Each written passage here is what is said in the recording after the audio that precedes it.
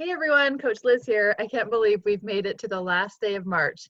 Tomorrow is April. March was a very long month for all of us. I want you to think about what will be your April. How will you go into April? How will you finish April? What goals will you work on during the next month? Today I want to talk to you about element 7 in your life book. There's so many great things in this element that I want you to dive in and look through this. In the bottom of this video, in the comments, I put a link to the newsletter, and there's so many great tips on creating a healthy environment. And that's what this element talks about, is creating a healthy environment to have success with your goals. And I love that it talks about willpower. Dr. Anderson says, over the last several years, we've discovered that willpower is not something you have or don't have, but a resource that becomes depleted and like a battery can be recharged. And so we'll find in our own lives when we are under a lot of stress, then that willpower is depleted and we start making unhealthy choices.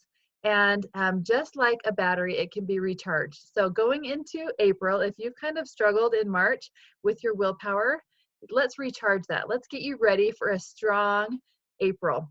And a few great tips in here that he talks about is setting up your home as an environment of health. If you bring things into your home that you're always going to have to use that willpower or stop, challenge, choose every few minutes, it's going to deplete a lot faster.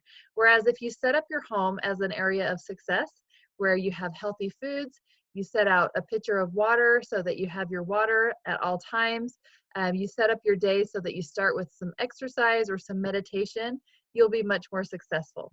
I like the thought of thinking of empowerment versus deprivation.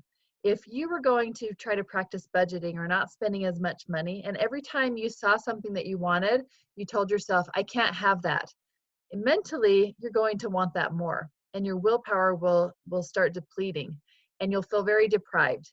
Whereas if you change that little phrase to, I can't have that, to, I could have that, I just choose not to have that.